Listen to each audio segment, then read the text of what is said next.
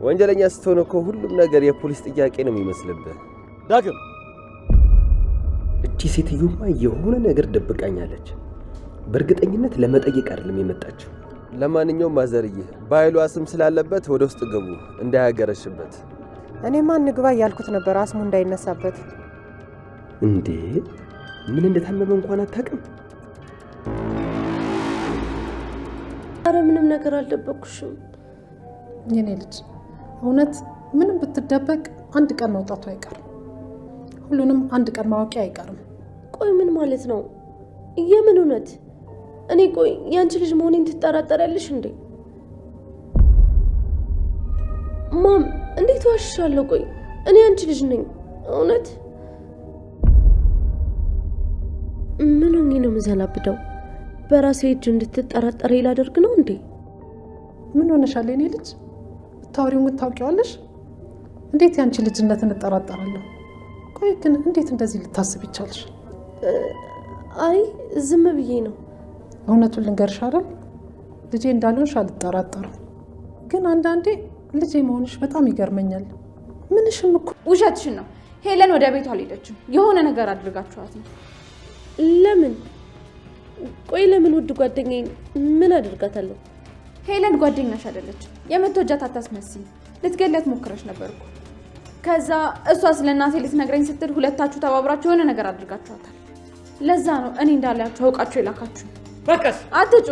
ለቤተሰብ ብዬ አንገቴ እንደፍቼ ነው እንጂ ፈሪ አይደለሁም። እሺ ምንም ስታደርጉኝ ዝም የምለው ለእናቴ ስል ነው። አሁን ግን ሄለን የት እንዳደረጋችኋት ትነግሩኛላችሁ። እች ልጅ የምሯን ጨከነች እንዴ? ምንም ፍርሃት አይኗ ላይ የለም እኮ። ምንድነው እንደዚህ የቀየራት? በፈጣሪ ስም። ሰላም ሰላም ውዴ ቻናል የቤተሰቦች እንዴት ናችሁልኝ? እንኳን ወደ እኔ ቻናል በሰላም መጣችሁ። ደህና ናችሁ ሆይ? አደራ ድራማ በአደራ ድራማ በባለፈው ክፍል ላይ ሄለን የት እንደገባች ጠፍታለች። የባህሉና የቃል ሚስጥር አሁን ላይ እንግዲህ ወደ መጋለጡ እየደረሰ ነው። እራሳቸው በሰሩ ስህተት ማለት ነው። እንግዲህ እንደሚታወቀው ሄለን የሳሚ ሰው ነች። ሳሚ ነው እዛ ቤት እንድትቆይና እንድትሰደድለት ያስቀመጣት። እነሱ ግን የሚያውቁት የቃል ጓደኛ ብቻ እንደሆነች ነው።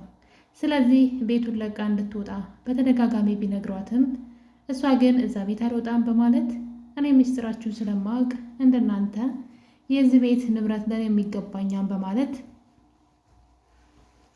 እዛ ቤት አልወጣም ብላ ነበረ።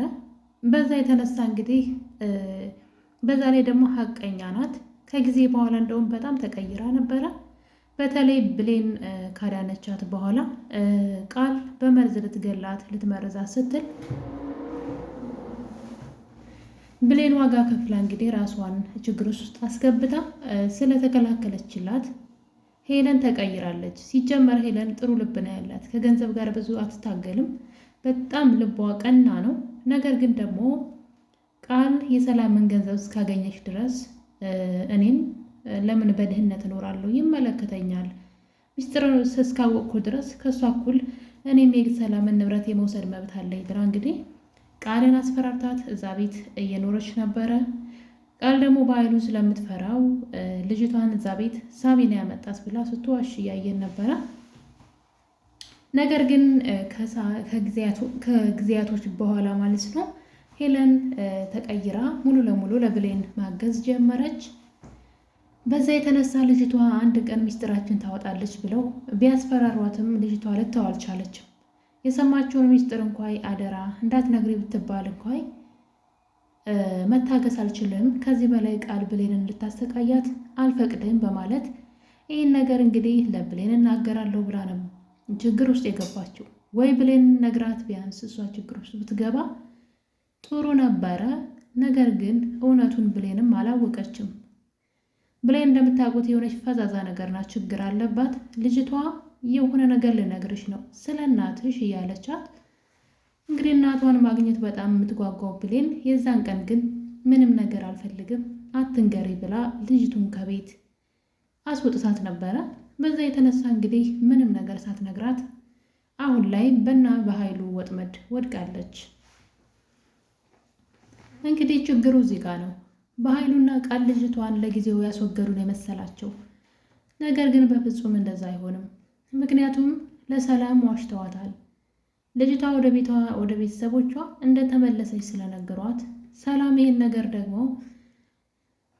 አምና ተቀብላለች። ስለዚህ ሳሚ ደግሞ ልጅቷ ስትጠፋ መረጃ ማቀበሉን ስታቆም ልጅቷን መፈለጉ አይቀርም። እርግጠኛ ነኝ መቼም ካላበዱ ልጅቷን አይገሏትም። ምናልባት ራቅ አድርገው አግተው አስቀምጠዋት ይሆናል እንጂ በፍጹም ሊገሏት አይችሉም ብዬ አስባለሁ። መሞትም ስለሌለባት ማለት ነው። መሞት የሌለባት ልጅቷ ጥሩ ልጅ ናት እንጂ ለብሌን ሚስጥር አይደለም። የብሌን ሚስጥር ዋናው ሳሚ ጋር ስላለ በቀላሉ ከፈለገ እሱ ዛሬውኑ እንድታቅ ከፈለገ ደውሎ ሊነግራት ይችላል ማለት ነው። ነገር ግን ሰላምን ማሳመን በጣም ከባድ ነው። ሰላም እንግዲህ ያለ መረጃ ምንም ነገር አታምንም። እናም እዚህ ቀደም ብሌን በተደጋጋሚ ስለ ቃል ልትነግራት ፈልጋ ነገር ግን ባታምነኝና ሌላ ችግር ቢፈጠር ብላ እንግዲህ ብሌን ብዙ ጊዜ ልትነግራት ፈልጋ ነበረ።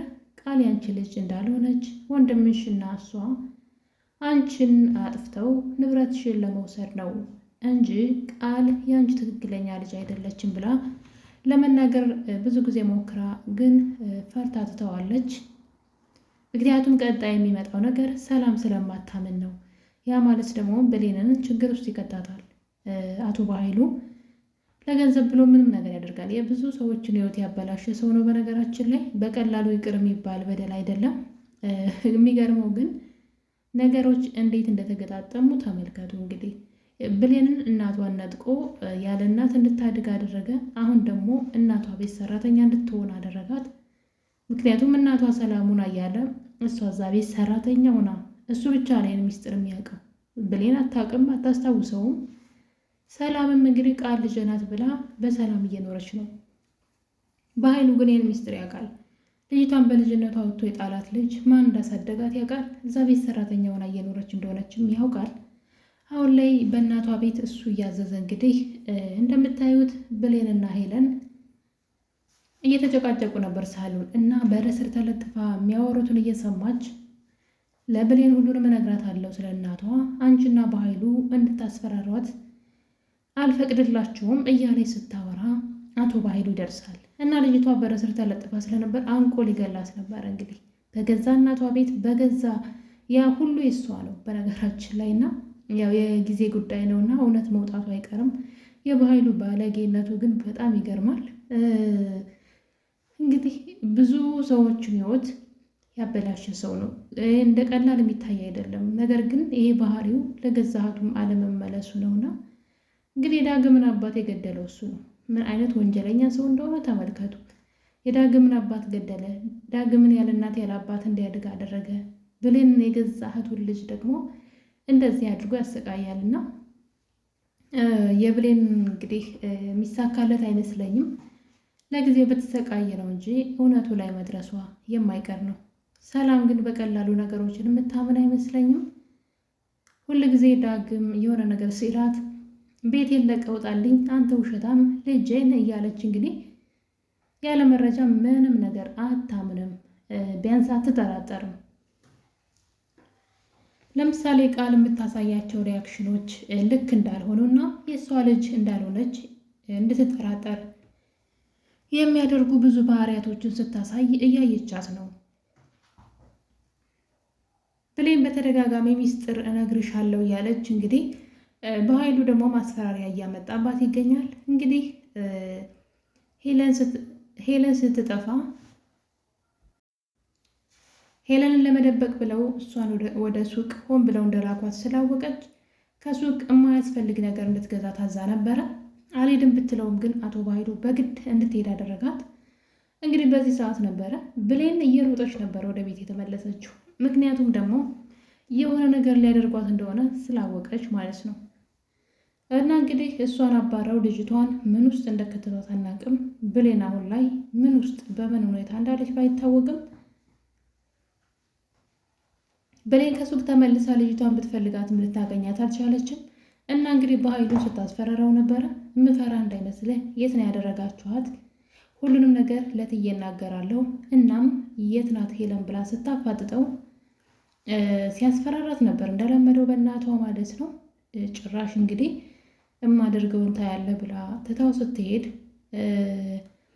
ሰው ልኮ እናቷን እንግዲህ ወይዘሮ እናቷ ወላጅ እናቷን ማለት ነው ወይዘሮ ገነትን አሳዳጊዋን እንዲከታተሏት አድርጎ እንግዲህ አንድ ነገር ትንፍሽ ካልሽ ተከታተሏት እያለ እንግዲህ አቶ ባይሉ ሰው ልኮ ሴትዋ እንዲከታተሏት እና የሆነ ነገር እንዲያደርጓት ሲያዝ እንግዲህ ለእሷ ብላውንም ትተዋለች። እስከ መቼ ነገር እንደሚቀጥል አላውቅም። እስከ መቼ እንደሚቀጥል ብሌን ቆራጥ መሆን አለባት። በእናቷ ሁል ጊዜ እያስፈራራት እንደሆነና እናቷ አንድ ነገር ብትሆን ተጠያቂው ባይሉ እንደሆነ ለፖሊስ ለህግ አካላት ልትናገር ይገባል። እስከ መቼ ነው ከጥፋት ላይ ጥፋት እየሰራ እሱን እያወቀች በእናቷ ሲያስፈራራት ዝም እያለች የምትቀጥለው? ስለዚህ ብሌን ሰውየውን ማስጠመድ አለባት ብዬ አስባለሁ። ምክንያቱም ይህን ነገር ከተናገረች እና ለሌሎች ሰዎች ይህን ነገር ካጋራች ጥንቃቄ ይደረጋል። ባይሉም ደግሞ ይፈራል። አሁን ላይ እንደ ህፃን ልጅ እየተጫወተባት ነው ያለው። እሱ የሆነ ነገር ስትል እናትሽን እያለ እናትሽን እንደዚህ ያደርጋለሁ እያለ እንግዲህ ከሰላም ፊት ራሱ ሳያፍር ማለት ነው። ሰላም ስትመጣ ብሌን ለሰላም የሆነ ነገር ልነግርሽ ነበረ እትዬ ስትል እሱ ግን አሞኛል ሂጂ ምግብ ስር እያለ ቃልና እሱ ልጅቷን አፋፏን እያሉ እንዳታወራ ሲከለክሏት ሰላም በጣም ተናደደች። ለምንድነው ልጅቷ የሆነ ነገር ልትነግረኝ ስትል እንዳትነግረኝ የምትከለክሏት ስትል በኃይሉ አንዳንድ ሰዎች ማውራቱንማ ታውራ፣ ግን ችግሩ አንዳንድ ሰዎች የሚያወሩት ነገር በቤተሰቦቻቸው ላይ ችግር እንደሚያመጣ ከረፈደ በኋላ ነው የሚያውቁት ብሎ አሽሙር ማለት ነው። የተናገረችው ነገር ቤተሰቦቿ ላይ ችግር ያመጣል ብትናገር የሚል ነው። እና ሰላም ሳይገባት ቀርቶ ይሆን ሆን ብላ ተኝታ ይሆን አላውቅም፣ ዝም ብላለች። ብሌንም ደግሞ እንግዲህ አሁን ላይ ነገሩን ትታዋለች። የሄለንን መጥፋት ግን በፍጹም በቀላሉ መተው የለባትም። በዛ ላይ አሁን ላይ እናቷን መፈለግ ልትጀምር ነው። ለዚህ ነገር መነሻ የሆናት ደግሞ ሄለን ነች። ሄለን ስለ እናቷ አቶ በኃይሉና ቃል እንደሚያውቁ ስታወራ ሰምታታለች። ሄለን ሳሎን ውስጥ ለቃል አንቺና በኃይሉ ናችሁ ብሌን እናቷን እንዳታገኝ እንደዚህ የምታደርጉት ብላ ስታወራ ትሰማታለች። ያ ማለት ቃል ስለ እናቴ በደንብ ታውቃለች ብላ ስለጠረጠረች እንግዲህ አሁን ላይ እናቷን ፍለጋ ልትገባ ነው። በቀላሉ ልንገርሽ ብላ ስትመጣ ወደ ቤቷ ወይም ደግሞ ወደ እሷ ስትሄድላት ብላ ብታዳምጥ ኑሮ ሌላ ችግር ውስጥ አትገባም ነበረ። በሰዓቱ አልሰማም ያለችውን ነገር አሁን ላይ ግን እናቷን ፍለጋ እንግዲህ ልትጀምር አስባለች። እናም ይህን ነገር ደግሞ ማድረግ የምችለው ዳግምንና ቃልን በአንድ ላይ አድርጋ ነው። ምክንያቱም ቃል ዳግምን በፍቅር ከቀረበችው ምንም ነገር ታወራለች። እዚህ ቀደም አልማዝ እናቷ እንዳልሆነች የተናገረችው እንግዲህ እሱን ስለወደደችውና ስላመነችውም ጭምር ነው። ስለሰከረች ብቻ አይደለም። ምክንያቱም ጠዋት ላይ እሱ ወደ ቤት መጥቶ ይህን ነገር ሊናገር ሲል ምን ልታሰማ እንደሆነ አውቄያለሁ እረፍ ብላ ስትጮህ ነበረ። ያ ማለት የተናገረችውን ነገር ታውቃለች ማለት ነው። ስለዚህ አሁን በፍቅር እሷን አጥምዶ ስለ እናቷ ማወቅ ትፈልጋለች ብሌን።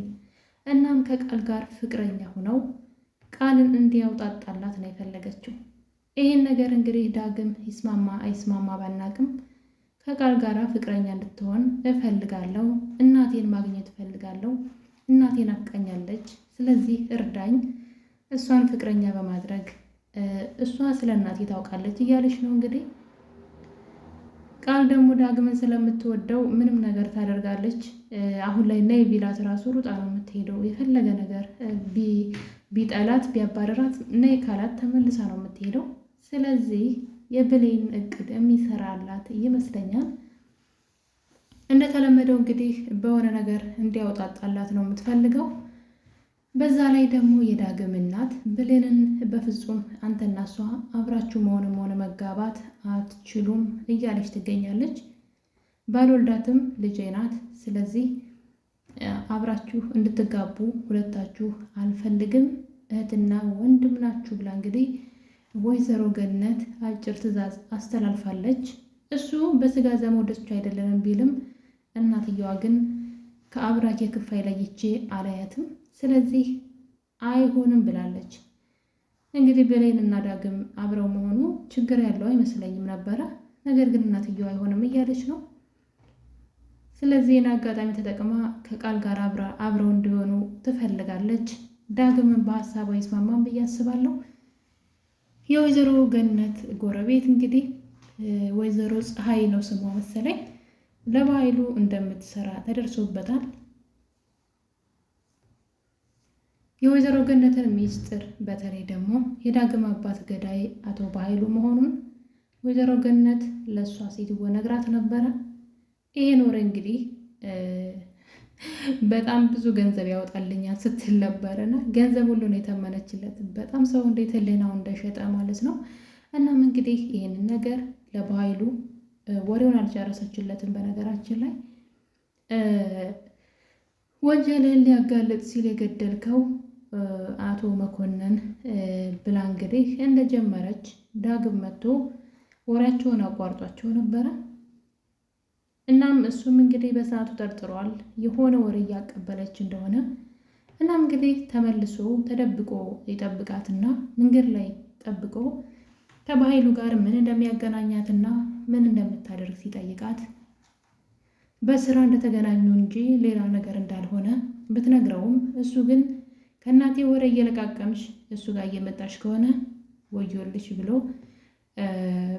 ማስፈራሪያ እንግዲህ ሰጥቷታል ማለት ነው። በዛ የተነሳ እንግዲህ አቶ ባህሉ ጋር ደውላ አቶ ባህሉ ወሬውን ጨርሽልኝ እንጂ ምን ተፈጠረ ምንድን ነው ብሎ ቢላትም አላውቅም፣ ሁለተኛ እንዳትደውልብኝ ብላ ስልክ ዘግታለች።